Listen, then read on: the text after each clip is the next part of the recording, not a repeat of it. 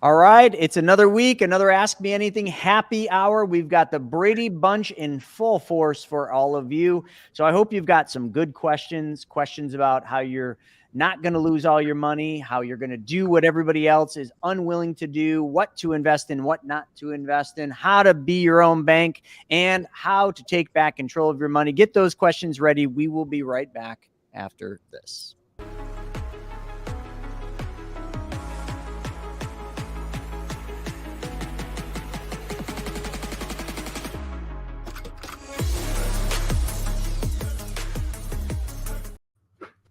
All right, we're back for another week of Ask Me Anything, where this entire group, the Brady Bunch of BYOB, get together and answer your questions. We're missing Hannah, but she had a huge day yesterday. Hannah closed on her first, well, I don't know if it's her first home purchase, but she closed on her condo, which is literally a penthouse condo sitting on the water. Pretty darn nice. We'll convince her to do like a mini mastermind in her condo here eventually. But not if that wasn't enough, closing on a condo, she also closed on her brand new, I don't know what they call it, but the high-end Ford Bronco. I had no clue Ford Broncos could cost that much. I was like, you paid how much for that? But anyway, it's a beautiful truck. I love the yellow. Congrats to Hannah. She deserves it. She works hard. And let's go around the block here. So let's start with Mr. Snaggy. What's happening over there in Snaggy land? I'm just dreaming about snowboarding, man. We had your boy Dan, what is it, Breeze? Yeah, Breezy. Breezy on Wealth Webinar today. If you missed that, definitely check it out on YouTube when it gets put on, probably Saturday. But just so cool, man, watching that guy just launch off buildings and off the side of walls and mountains. And just got me a little fired up about wanting to go snowboarding. So time to start checking some trips. Other than that, all is well. Had a wonderful Thanksgiving break and off to a hot start this week. Lots of business, lots of new clients, lots of new people becoming their own banks, and just super exciting stuff going into December later this week, and just pumped to finish 2023 stronger than ever and see what we can kind of trouble we can cause in 2024. I have a feeling it's going to be a year full of craziness. So I think so. And then we got Shauna with her toque, if you're from up north, or her beanie for the rest of us northerners. She's got her beanie on because if you were to see out her window, she is living in a winter wonderland. Boy, it's beautiful, man. I after watching Dan Breezy's videos, and then Shauna sent the picture of her deck, which to me is just little pillows that we get to. The resort's open this Friday, so we'll be out snowboarding before you know it. Shauna, what's happening down there in Fairyland? Oh, great. Got the driveway plowed, which was a plus. It's snowing pretty good. Also, when the power goes out, when there's snow, it is like the most quiet ever. Like the power went out the other night and it was like, it was deafening. It was crazy. But like Stephen mentioned, today's wealth webinar was really cool. It's really nice to see someone be so talented in one aspect and then kind of bring that success into real estate and other areas. So it was a really cool day to watch all the shows today. And you were fired up this morning too, which was cool. Oh, was I ever? Oh my God. I filled 2 swear jars this morning on WTF. If you guys didn't see WTF, you missed, I don't know whether you missed a good one or a bad one. I don't know how to judge it. I was straight pissed off. It was fun.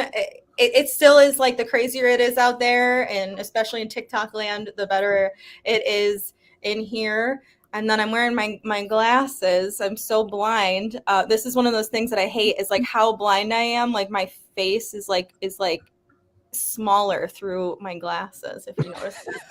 Well, your eyes look a little smaller today. But I'm planning on getting LASIK eye surgery later this month, and I was kind of inspired by Gabby because she got it in January, I think, and I remember grilling her about it, and she said it was like super easy, and she was like the most recent person I heard about it. So I've been thinking about it all year, and then it took me till December to make the call. Yeah, you'll go through like a series of firsts where you're like, this is my first Christmas without glasses or contacts. This is my first movie theater without glasses or contacts. It's like flights and travel, and it's awesome. I thought the same thing even about snowboarding. Like I won't have to wear contacts. It's going to be very interesting. Yeah, it's fun. Yeah, so I am not so loving of the snow. I actually don't know why I'm here in Buffalo. I don't snowboard. I don't do winter sports. I think I should probably trade places with Steven for half the year.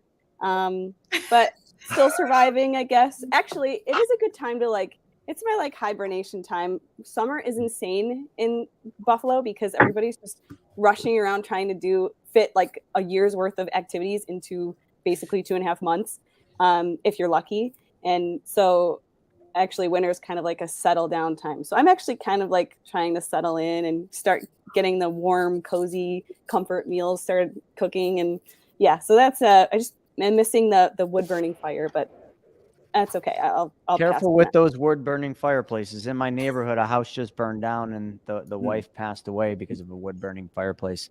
I say no to fireplaces. I'm good without it. Yeah, I got a heater, a little electric thing over here, and yeah, my first time and only time you'll ever hear me say go electric. yeah, we're good. Jason. Yes. No. Hello, everybody. Wow, everybody's really excited about the snow in the winter. I'm gonna go skiing in February with the family for the 3rd time. We went skiing 2 years ago for the first time ever. Slushing last year in North Carolina. Family's like, what is this? This is what it's like when you ski in the Northeast sometimes, right? So you were talking, Chris, earlier. Steven's talking about next year. We're in Q4, right? We're in the last season of the year. One of the things I've been doing on Founding Fathers this week is helping people set their visions for what's it look like in 2034. What's your 10-year vision look like? What's your 3-year picture look like? It's a little clear, right? What's your 1-year plan? What's your 90-day process? So starting to think about how to help people set their long-term macro visions, time to their micro visions, so we can start really planning. Like we said, we're going to call some ruckus next year. So starting early with the planning. So let's see, I'm pointing at Carson. All right, look at that. There we go. What's up, guys? You guys keep talking about the snow too. I don't ever experience that. We're out here in California, and it's blue skies. We went surfing this week, and it was amazing. So a little different, but things are going good. I mean, right now, a lot of real estate stuff's going on. We're buying a lot of different properties down in Florida and Alabama right now. We actually picked up a 22-unit building in Birmingham, Alabama, which is pretty cool. So I'll probably be posting that on Private Money Club pretty soon. So just a heads up for you guys out there. Besides that, I mean, nothing much over here. Just enjoying the weather, enjoying Christmas time. Surfing, hosting generational games. Might be the youngest money mentor, but it sounds like he might be the smartest too if he's doing the things he's doing and surfing. Hey, give me 20 years. I'll be there. Oh, to go by in a flash. That's the sad part of it all. And your Bears made me money on Monday, Carson. How about that? So, I know the Bears took a dub. It's rare. We should have bet against the Bills. I don't want to talk about football. Let's move on. I mean, it was Scotty Norwood all over again. I mean, wide right. You. Oh man, our server was an Eagles fan with the Eagles jersey on, and then when the Bills were winning, I was pointing because I'm a Niners fan, so I wanted the Bills to win that game. And I'm pointing at the TV, I'm pointing at the thing, I'm talking trash to the guy, get home, and they lose. And Niners play them this week. Yeah. Well, we're cursed. Game. Maybe with the new stadium that'll break the curse. I don't know. Joe, what's happening over there in Orchard Park land? So finally, I'm waiting for my plow guy to come by and clean up because he came by once and that wasn't enough. So let's see, Ariana, she had off of school, so they closed Orchard Park and she had to stay home. And, you know, I had calls all day. So, I mean, I popped out for like 5 minutes, like 3 times. And she's like, this sucks. I want to be in school. So, you know, I like Gabby. I don't know what I'm doing in Buffalo. It feels as though I lost a bet. That's all I can say. I blame my parents. I blame them. 4 years to go, and I'm out of here. I'm done. Can't leave without me. Everybody, we're moving trouble. Buffalonians are dropping like flies. Yeah, watch out, Jay. I'm coming to Florida. I'm ready, man. Bring it on. Well, Craig's probably the only one that lives in a place colder than Buffalo. Yeah. But it's probably so cold that it didn't even snow. He's got a blanket on his face, though. He's good. I was thinking that's exactly what it is. You know, I got the stocking cap for – I'm not much of a snowboarder. I do love to snowshoe. Who loves to Ah. snowshoe? I mean, I've never to me snowshoed. that's I love hiking, but you get out and you snowshoe, you don't have the long lines to wait in. So Shauna, when you sent that picture over earlier today, I was just jealous. That's all I'm going to say. Jealous. I love snow. I love lots of it. But yeah, I don't have a problem with it. I love the changing of the seasons. The only problem is it's a little hard to ride a bike in snow, so that's when Zwift comes into my life, and I just lit that up a couple weeks ago. Done my third Zwift ride, so getting back into some riding indoors. A little boring, but it does the job. So See, now in And then Buffalo, I we would love covered- the changing. yeah, and then we covered some sports. So I gotta say, out of being from the Denver area, I'm really looking forward to the Broncos. Maybe if they start playing some of the local high school games, they might be able to win some games. But other than that, all's good here. All right. Well, now we got ourselves a party with 80 people. So, Gabby, let's kick off with the pre-submitteds. Then we'll jump into Maryland and head on down. Yeah. Okay. So the first one's from Jason.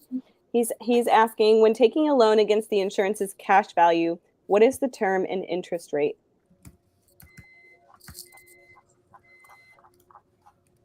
Who wants this one? It's pretty easy.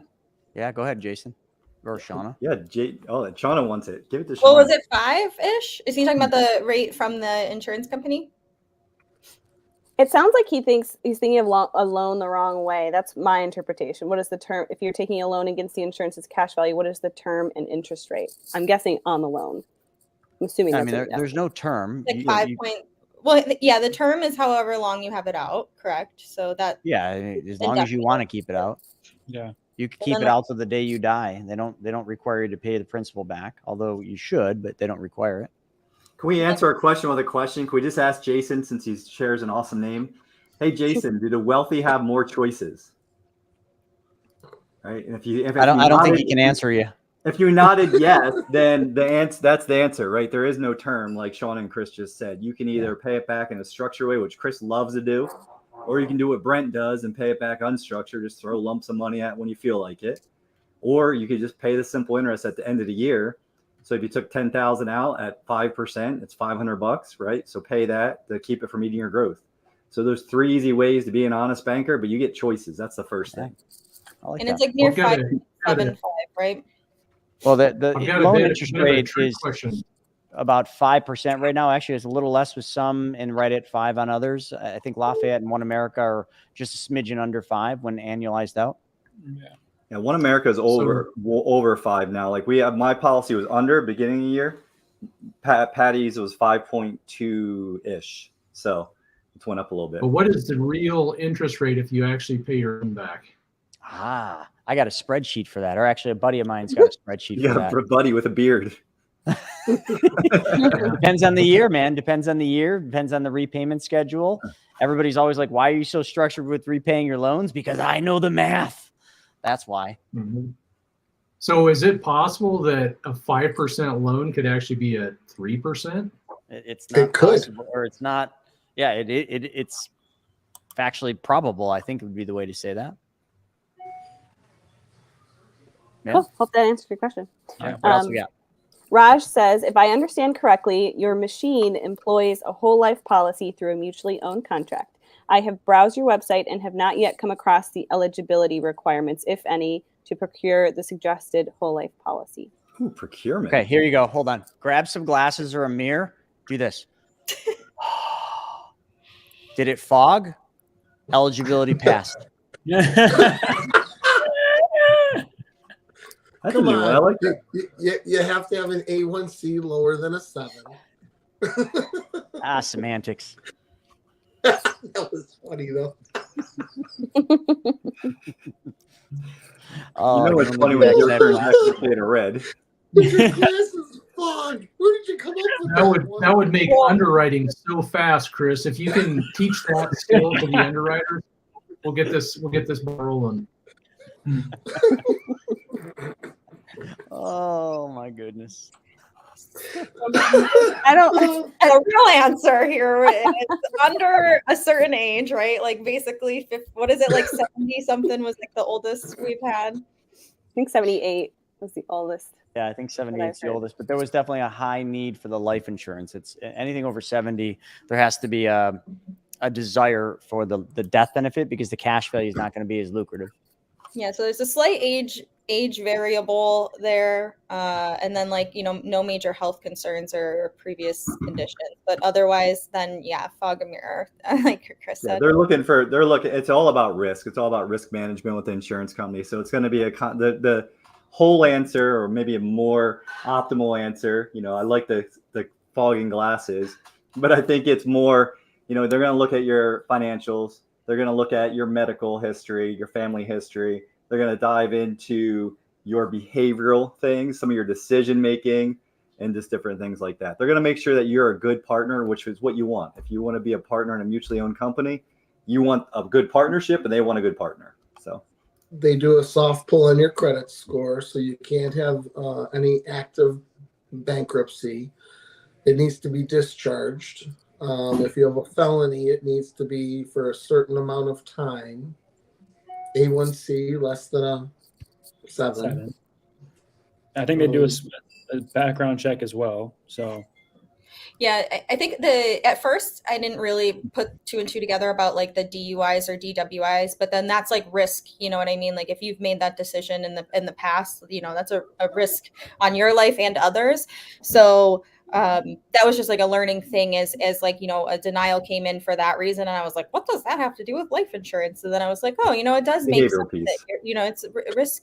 And same thing, like if I think when I did my underwriting, they were like, do you ride motorcycles? I was like, I ride motorcycles, but they're like, do you race them? And I was like, no. You know what I mean? Like it was like if you have like a profession where you're like, like have those things that could happen to you, you might get like if you're a pilot, they ask about that. The crazy thing is though, is my wife just did an application a couple weeks ago, and they asked her, have you raced a car in the last 3 months? And we were like, we just didn't have the experience. So like we like almost made everyone that was at the experience not be able to get policies for a while. So listen, there's a question where they ask if you've ever smoked weed. And I learned from a really wise man, not so wise, but you just say, yes, but I didn't inhale. Something like that. And you're good. This is really long-winded.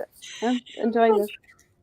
If you have anything in collections, you can't get a policy, because if you don't pay your bills, how are you going to pay the life insurance? That's a red flag there too. I think it's called net amount of risk. Your net amount of risk, right? What's your risk? What's your risk factors? Okay, I'll move to Tony. Tony, this is last pre-submitted, and then we'll get to your active questions in the chat. So you can start filling in the chat if you do. I've been scrolling through thinking these are active questions. I'm like, where are these questions? No, these are pre-submitted. So Tony's asking, I was exposed to infinite banking and velocity banking at almost the same time. Is there one I should start with first, or can I start both at the same time? Start them both at the same time. Start one separate. It's up to you. It doesn't matter. Yeah. Whatever you want to do. That's easy. It matters, right? It matters. It depends. It's going to depend on where you're at financially. Like if you're doing velocity, but you don't have any surplus money, then that maybe will work better for a little while. Like I think there's a meeting you where you are factor in the question. We got to meet you where you are. Yeah, it depends. It depends on what you're trying to accomplish, and depends on what you're trying to do. She must have learned that walk from you, Sean. That was good. The dino walk. She never knows when the camera's on or off. So she, you know what I mean? She like, sometimes it's a webinar. So I'm like, oh yeah, you're good.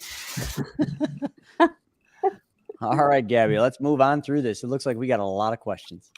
Okay, we'll start with Marilyn. She says, can my 28-year-old start a policy geared for his retirement? He can currently contribute $10,000 total each year. Holy cow. Yeah, that would be amazing. I mean, not just retirement, though. Like Marilyn, don't, your 28-year-old, don't tell them to just put money away for retirement. Tell them to put money away so that they can be their own bank, take back the banking functions in their life.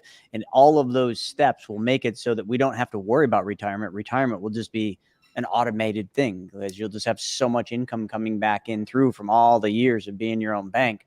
I think a lot of people are just, we're lied to so much in our lives about retirement to believe that all we got to do is save all this money and then one day we just retire. But like if you lived your life as your own bank and you took back all the banking functions, like retirement would just be an automated thing. Like you don't need pensions, you don't need 401ks. Like you just need to be the bank. You just decide when. Especially at 28 years old. My God, can you all imagine? Well, actually, Carson, what will that be like? You're not even 20 years old. Well, I'll tell you. I'll tell you how it goes. You'll see. Yeah, you got another 7 years though, right? Yeah, I do. He does. But I think that's the best advice for a 28-year-old is, start a policy, start practicing the infinite banking concept. It's not just a policy, and put retirement aside. Just forget that word and just take back the banking functions. When you buy cars, buy them with your private bank, your policy. When you buy your first house, buy it with your private bank. When you make investments, do it through your private bank. Like when you lend money, do it through your private bank. And all that money that comes back through your system, plus the compounding effect of your money, shoot, we don't need no stinking retirement. Yeah, and part of that whole retirement conversation is changing your mindset out of that accumulation model, because we're taught so often to set aside money, put the money aside for the next 30 plus years, let it accumulate, and then hope to God that when you retire, you have enough to live off of. And what we're talking about is just changing the place where your money's stored and then use that money throughout your life, and it just keeps accumulating and building and adding to the system. So the fact that he's 28 and he's thinking about this, he's going to create huge momentum. That's awesome. Great momming, Marilyn. Great momming. Sure. Okay. Canna Bizbud says, my wife and I sold a building this year that was a business startup that didn't work out. Blessing in disguise because we could pay off our house. Should my wife and I both do a $50,000 dump in?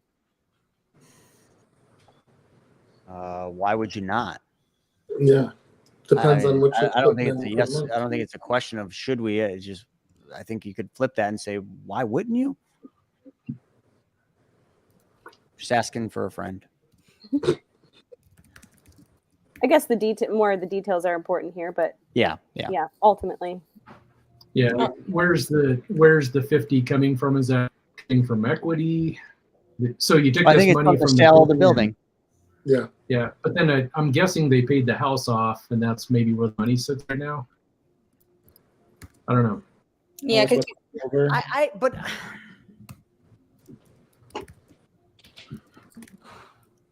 I don't. Should they pay the house off? Is the question. I think they. That's where the guy with the spreadsheets comes in. What'd you say, Sean? I think I know that. I think I know that guy, Chris. We could probably talk to him.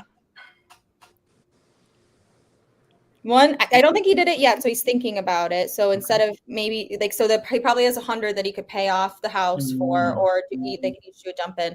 We would definitely suggest do the dump in, and then pick an annual or monthly or quarterly amount that you can stay up with, from there forward. And if we're paying off a mortgage, your mortgage payment now is freed up cash. So if that payment you have is high enough that it's going to outweigh, if you had $100,000 and you invested that $100,000, the income from that investment is probably going to be less than your mortgage payment. Maybe it's more, I don't know. So I would probably want to look at that too. Yeah, probably less. Usually it is. Yeah. So by applying the concept, putting that money to work, you could, in a roundabout way, pay off your mortgage, like with those payments, is what was Carson saying. Like it wouldn't be all at once. You wouldn't be slapping it down and paying it off, but that monthly payment would get paid by the process that you're doing. You're keeping the principal. Yeah. Mm-hmm. Love it. And that goes back to Craig's accumulation theory, right? Like if we stop worrying about how much money we can compile and actually look at how much cash flow we have, like what is our money doing right now? It changes the game we're playing. Got to know the rules of the game we're playing, folks. It's always been about cash flow. Always will be, always has been. In any business you ever are in, it's always about cash flow. Well, okay. Huckleberry Taz. I was denied a policy. My wife was approved and then denied as well. Can I now start a policy for my children one at a time? Approved, then denied. If your kids are minors, then I'm dealing with this right now, this exact scenario, like helping someone with this, where it's gonna be on actually 2 times, grandkids and then kids. So if it's gonna be on your kids, they have to be, basically if they're minors, they're gonna have to be relatively equal. right, as far as a policy. So if you got 4 kids, just think of, Chris said last AMA, like think of the total amount that you're going to put on your wife and you, and then split it before the 4 kids. Yeah, because the one answer is that you can't do them one at a time, so you have to split it, like what you're saying.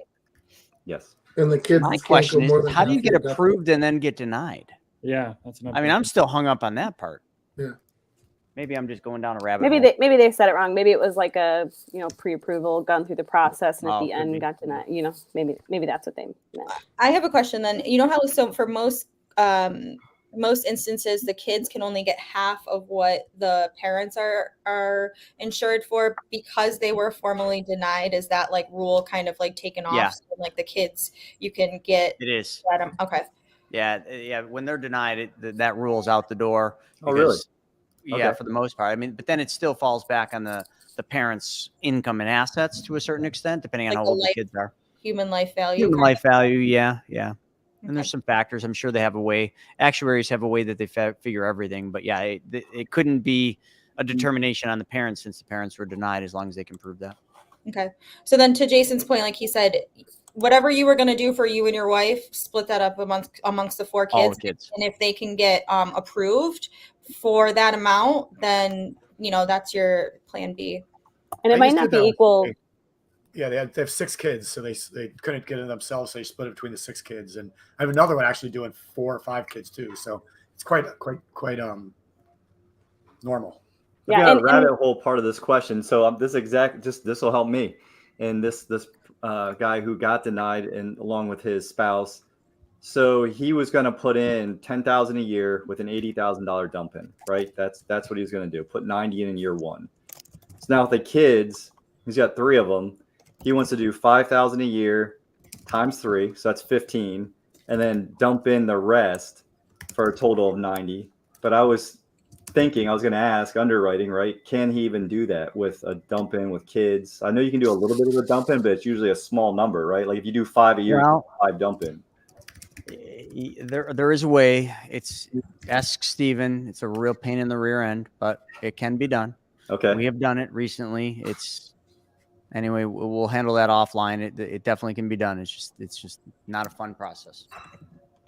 And the only thing I would add is that I know we said, take the amount you were going to put on you and your wife and split it up between them. But what we've actually found is easier is just giving that total amount over to your application specialist and saying, here's my children's information. Here's the total amount I want to get. Because an older child might have, a higher death benefit or a lower death benefit for the same amount as a younger child. So they have to be within a similar death benefit each other. So you might actually be paying more for an older child and less for a younger child, but it's kind of sort of equal death benefit, if that makes sense.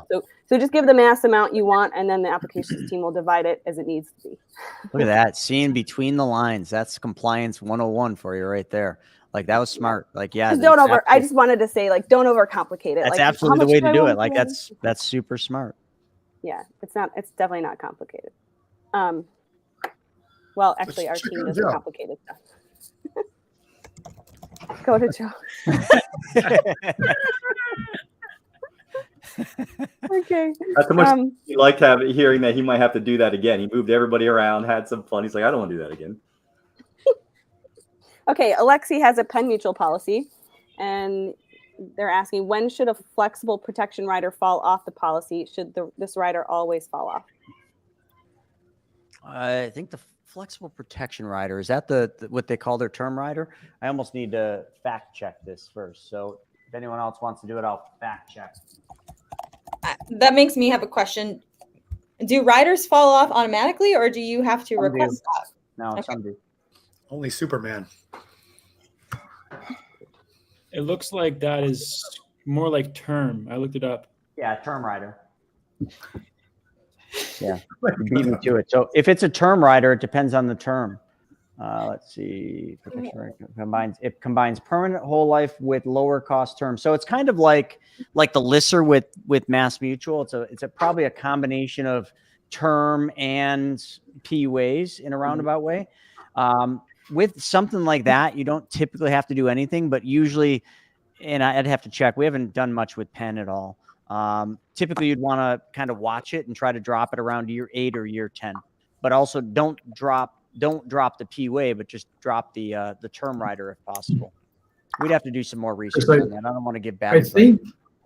I think that flexible rider with PIN is similar to One America's EBIR or Security Mutual's combo, where they're shifting the term into permanent death benefit over time, so those two kind of equal out. So I don't think you drop this one. I think the term just goes away and it turns into permanent protection. That's what it sounds like. That's how they do it. I'm going to put a link in the chat here that'll literally explain it. There's a whole write-up about that, but that's what it looks like. It's just like EBIR. It's a combination of PUA and basically that term insurance. But how it works is as the PUA increases the base death benefit, the term insurance decreases. So it's just an automatic thing. They actually show it just like that in this thing I posted there. So Alexi, I don't think there's much you have to do. Just let it ride itself out. Okay, I think we actually answered this one already, but I'll post it anyway. Brew Life is asking, if I have 5 children, which one do I create a policy for first, my oldest or younger? So the one you like the most, or I'm sorry, the one you like the least. Yeah. So as long as they're all minors, you have to insure them all at the same time. So yep. Okay. Thomas, my wife and I have $124,000 in mortgage debt and $10,000 in a car loan. If we want to pay off our debt ASAP, should we each dump $50,000 into the ROC policy? I'm 38. My wife is 34. I don't know as if the ROC is maybe, you'd have to run the numbers and see if the ROC is the best policy. I mean, it might be, it might not. I mean, the Slayer might be better. I mean, we always like to look at 2 different scenarios before just assuming that one is better than the other. Craig is definitely the king of doing the comparison. Again, since he's got a spreadsheet for everything, the spreadsheet basically can prove mathematically which one's best. Let's see. The ages are perfect. But yeah, I mean, and I would definitely start with paying off the car loan because it's the lower amount, and then recapture the car loan payments that you're giving away to the bank to your policy, and then work toward paying off the mortgage if that's what you want. I mean, yeah, but like we mentioned though before, is you could also put that money to work to help offset your mortgage payment too. Correct. There's a lot of different scenarios for that. Yeah. And on Ask Me Anything, we can kind of give you like a high level answer. But Thomas, I would definitely suggest booking a call because there might be a lot better ways to, the car definitely, the dump-ins definitely, but the mortgage, that's one that me and Caleb on today's podcast for the Money School podcast literally went over this. And he even said, like literally if there's agents out there telling people to just put money into the policy and pay off the mortgage, that literally almost could be a malpractice suit if it's done wrong. I'm not saying it's not always, or that it's not the right scenario for some people, but you really have to just look at that one holistically and mathematically to see if it makes sense. Because if you're paying off a mortgage, you're literally paying off a long-term debt, and you're getting rid of depreciation, okay, and potential write-offs. It's a mortgage, so it's your primary, so there's no depreciation, but you get rid of potential write-offs. And then not only that, like you're technically tying up policy money for however long's left on your mortgage. So there's just a lot of things that need to be factored into that to get an answer. Yeah, but if you use that 50,000 dump in and like say you pay off that car payment, like whatever your monthly car payment is, you can start to apply that to your mortgage because it's not going to your car payment anymore. And then if you put that money to work, maybe you make a little bit more. So maybe you like cut your mortgage payment in half and you don't have a car payment. Like that would be cool. Or whatever, even if you cut your mortgage payment down into, even if it was 3/4 that you're still paying, but you have that 50,000 out there working for you. It's not like additional debt that you because essentially if you pay it off in the mortgage, it's still just like gone and you kind of build it back. If you kind of put your money to work, you're preserving it. And it's hard to go over every situation, but one of the other things you can look at, Thomas, is if you've got equity in your house, you could potentially put that equity to work to pay down the mortgage. So that would require what we call the one pot system. Joe calls it the one pot system. It's the all-in-one. It's a first lien HELOC. So there's some pretty creative things you can do to take some of that lazy money and put it to work. Just have to understand how everything's flowing together. But there are a lot of different options. It's really cool way to wipe out that debt in a safe way. Depends on what system you want to use. Yeah. Huckleberry Taz just had like a follow-up question. I just wanted to hit really fast on the kids' policies. They are all separate. They would be all separate policies. So if they're 4 kids, it's 4 policies. Just wanted to not make you wait forever for that answer. Okay, Facebook user. Sorry, we can't see your name, but I'll read your question. Does it pay to use your policy to buy a car when the interest rates at the dealer are 1.7%? I'm going to answer it with a question. Have you ever, at the end of 5 years or 6 years, whatever your term is for buying a car, have you ever had the money that you used to buy that car and the car before? Where's the dealer with 1.7% right now? Can you guys see that? Don't be selfish. Get someone else to pay for your car. Oh, yeah. Look at that. I love it. Private money club. Oh, love pen. Yeah, so I think the point there, Facebook user, is to not think about the rates, because a lot of times rates are not really what's going on. It's how much of that money do you still have in your system after you buy that car with the dealer? And the answer would be 0. What if you were able to keep, 60% of it, 50% of it, 70% of it? That's why you want to do this. And it's not just that 1.7%, that is low. And at the same time, like we paid off both our vehicles, $1,100 a month, right, for both of them. It was only like $100 in interest, but it's $1,100 that came back in cash flow into our system. Like you start thinking about just from the cash flow, what is my money doing? It makes a big difference. You stop looking at percentage so much. And that's a different type of loan too. 1.7% amortized. That's not simple interest. So that's a whole different ball game too. I still don't understand all that. That's too confusing for me. You laugh, but I'm serious. Like it's just like, okay. Well, and Jason, when you put that 1,100 back in your system, what can you do with it again? Whatever I want. Yeah, you can use it again. Yeah. If you sent that 1,100 over to the car dealer, what can you do with it? Nothing. That's what I mean. Like after 33 months, right, we're gonna have $33,000 and both vehicles. But my percentages were, if people would talk to you about them, was 3 and 3.25. People were like, "Oh, that's good. Like, stay with that." No, that's $1,100 a month that was going out the door to somebody else. So, yeah, just shift your perspective. Okay. I think we need to do a better job of explaining maybe what we do. But Josh is asking, what company should I get started with? Who should I purchase whole life insurance through? And what plan do I select? He's very new. Us. I'll put our calendar link in the chat. Thanks, Shauna. Yeah, we do that. All of us. We're all agents on here. That's why we're here to answer questions. Our hope is that on these weekly webinars, you get to know us as more than just agents. It's more like people, but just to know that we do have between all of us, we have a large knowledge base, and we're very devoted to our clients and our members of our Money Multiplier company. So definitely find the right fit for you, but we don't get many people who aren't a fit for us. So well said, Gabby. What's next? Okay, the Carvar. On a dump in, do you have to dump in at the start, or can you dump in chunks? There's ways we can structure it to do both. Depends on what you're trying to do.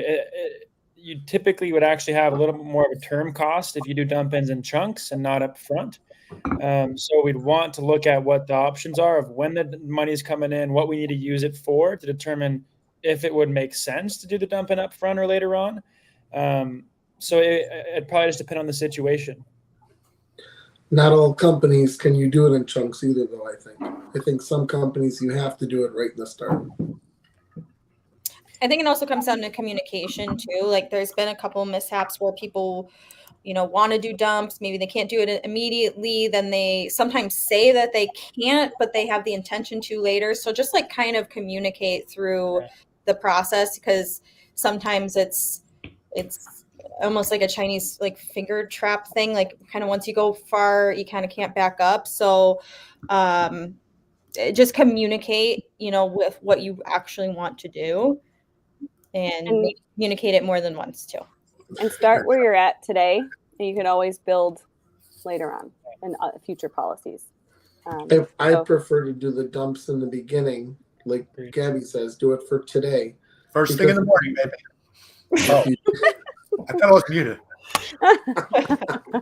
Because if you say you're going to, and the policy is built to, and you don't, now the policy isn't as efficient as it would have been if we would have just done it in the beginning. I just have to say this is because we're talking about what Steven's comment was. My son's Ford has started doing slam dunks in his basketball net, and he calls them slam dumps. That's the best. I'll have to record it sometime. Okay, just had to. It's a proud mom moment. Silly thing. Oh, and actually, Lucy, I think she was the one one of the ones in the beginning who was talking about. There's a lot of people from Hawaii here. Look at this. Okay, Marilyn says we have 2 policies, $10,000 in each due annually, plus loans we are paying back. Where do you park funds while you're waiting to pay into the policies? Keeping upwards of $50,000 in the bank makes me nervous. Okay. If you have room in the policy, put your money in the policy. It doesn't have to stay in a savings account. Yeah. Park your money in the policies. So only because you said you have loans that you're paying back, like, because again, you're in control. Almost same with like if you put a bunch of stuff on your credit card, yes, you can pay the minimum the next month, but you could also pay the whole credit card off. So if you have a loan out and you like maybe structured it a certain way, but if you're sitting on 50,000 in the bank, just pay your loan off and then take a new one when you need it, and that type of a thing. If that's your situation, that's kind of how we're interpreting it. That's how I'm looking at it. If you have money just sitting there in a savings account in a commercial bank, don't put it in your policy. And putting it in your policy means if there's room in the premium side, do it. If, just like Shauna said, if you have a loan, why not just take that money and pay the loan off? You can get it right back out, and you bought the interest charge down. So exactly. I know, Gabby, you did that Absolutely. once too. You like had money, you got like your tax return, and you had a loan out, and you were just like, I don't want this sitting in my bank. I'm just going to pay off the loan. Yep. Yeah, and it's just there till I need it again. Mm-hmm. Okay, Blake says. And wait, I got one more thing, real quick, Gabby. Steven, what's on your shirt? What could she with this 50 grand sitting in her bank account? What's on your shirt? Private money club. Well, how So I mean, brave she is could she? also put that money to work. Put that money to work. If it's just sitting around doing nothing, why not build some additional momentum and wealth? Definitely. Okay, I guess we'll start to do a little rapid fire. Let's see, I lost it. Here it is. Okay, Blake says, Chris, you mentioned in an earlier video about spreadsheets being made available for sale. Do you know yet when that will be available? Probably not until 2024. We're going to launch. We got, like Steven said, we got a lot of really big things coming. We're going to launch Done For You first. Okay. And then we've got a brand new way we're going to be operating. Nothing that's any of you will know, but internally. And then after we do that, we'll probably then look at the viability of actually selling the spreadsheets, but just don't hold your breath, because it's really going to be more of a component of the concierge team. And, for anyone that's going through the process, the concierge team will have access to these spreadsheets and these tools. And we probably won't offer them for sale until, what do you think, Craig? First quarter, end of first quarter at the earliest? Yeah, I'd say, we're probably looking at later, maybe mid-year. Some of the things we're doing is we're getting our processes internally. Now you can benefit from all these spreadsheets. We can help you do all the analysis, but it's going to be a while before we're ready to release these out to the public. But if there's something you need help solve, whether it's on the debts, the investing side, and we can help run some of those models. But I'd say maybe mid-year, if I had to guess. We've got a lot of work in this. Let's put it that Yeah. way. There's a lot happening right now. So much. Yeah, definitely just stay tuned. We'll let you know when they're available. Okay, Lucy is saying, if the parents are denied, can the grandparent buy a policy for the grandkids? Sure, but you just need the parents' consent. Easy. Okay. Armchair finance. If I can click it. There we go. I have no debt and work 9 to 5. Would this still make sense? Yeah. Only if you spend money. Do that. Where are your glasses, Chris? Oh, I don't know. I lost. They're somewhere. Don't do it Yeah. again. Kill the magic. I'm glad you have Forget that it. though. But this would work on so many levels. Like I armchair. Are you going to buy any more chairs? Any more cars? Any you ever going to buy Kayak. another That house? looks like a kayak in the picture. Yeah, buy any more kayaks? All Vacation. those things. You're going Yep. to need money for all those vacations. If you You ever don't going to spend do any money, more then- investments? It works for all of that. Like debt is just one tiny little piece of what the infinite banking concept can help with. Could it even work if you were sending your kids to college? Oh gosh, yeah. Do you want me to show you Vivi's? Yep, that's exactly it. Yeah, there you go. Okay, Steve says, can I use the borrowed money to open another IVC policy? No. Not with our consent. Not with our consent. Yeah, that's the right way to answer. You do your own You know, thing. you notice I didn't even You open do my you. mouth. We'll be I lost. didn't even open my mouth. Yep. Technically, no, but I don't know. Where'd the money come from? Your bank account? Great. Yep, that's where it is. All right. That's in your bank account. What is the term structuring mean? Do not take our laughing as consent in like reading between the lines either. I don't. I don't know what you're talking about. Be careful. Compliance officers on here. I Stop laughing. wasn't Stop listening laughing. for the last 30 seconds. Okay, Jay's asking, can you briefly explain how health affects pricing, in particular to BMI? Does 15 pounds make a huge difference, as an example? I don't think 15 pounds would, but that's putting it relative, because like if somebody's already obese and then they just add 15 pounds on, does that make a difference? Yeah.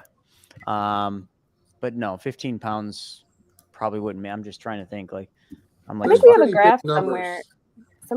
I think Sandra Yeah, has there's a a graph. There is. Yeah. There's a grid.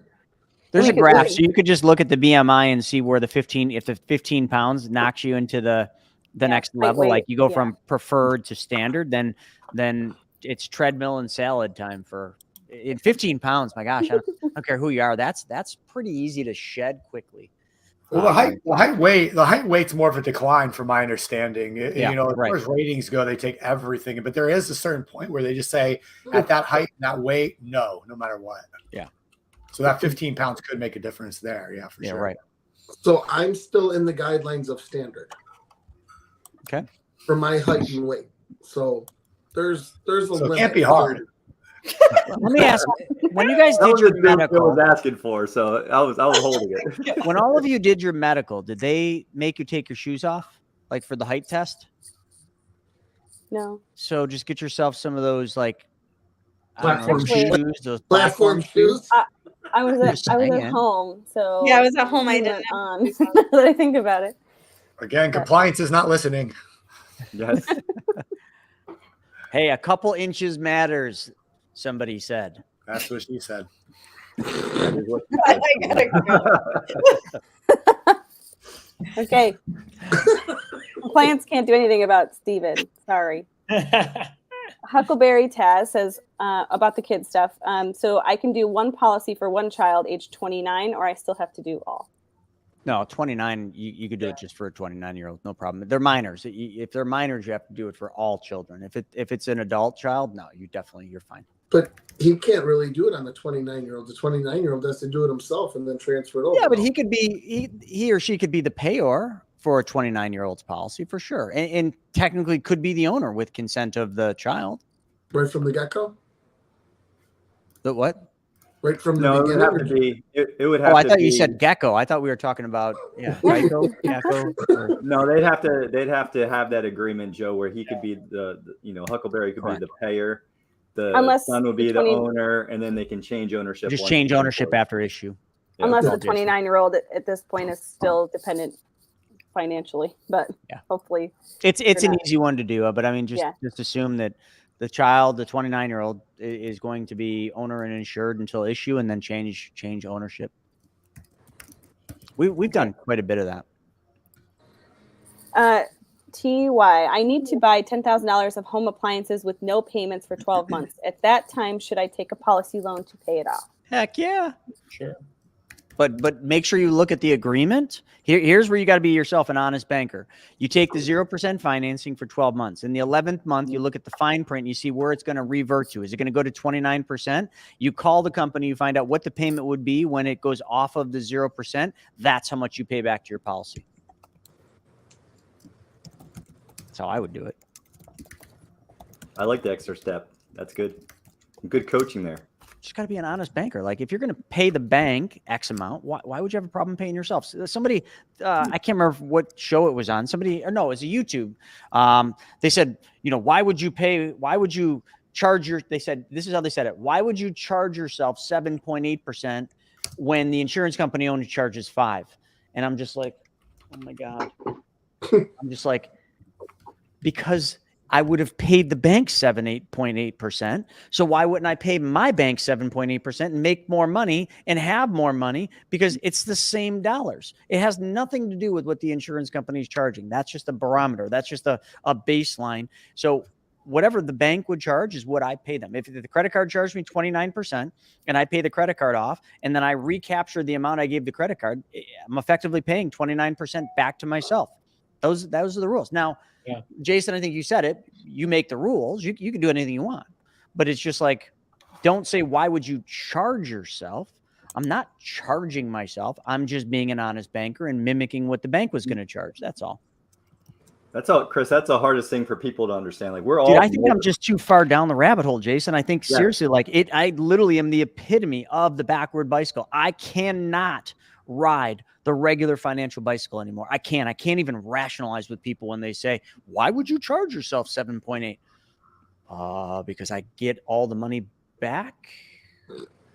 Yet they'll take out 401k loans and pay those loans back. Oh yeah. That makes sense. Oh Just yeah. doing it. I did hear something interesting. Hi, Mom. I'll save that for another time. Go ahead, Gabby. Jason said that. Blue Life, I already answered this question, but I'll summarize real quick again so we can move on. But the 5 kids, if they're all minors, you have to start them all at the same time. But a little bit farther, we had I don't remember who it was. We had a question about an older child who's not a minor any longer. And that opens up some more possibility to just do that child, not everybody else. But you can't insure one minor and not any other minors at the same time.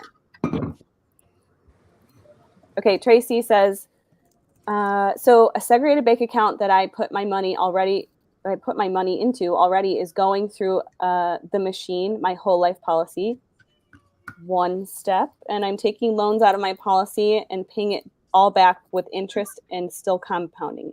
Is that right? Quote, my money is going through the machine. I'm taking I think the loans answer out, is yes. policy, sounds paying right. it all back. Yeah, like Yeah. listen, we had to read it twice, but like, congrats, Tracy. Like you're knocking it out of the park. Yeah.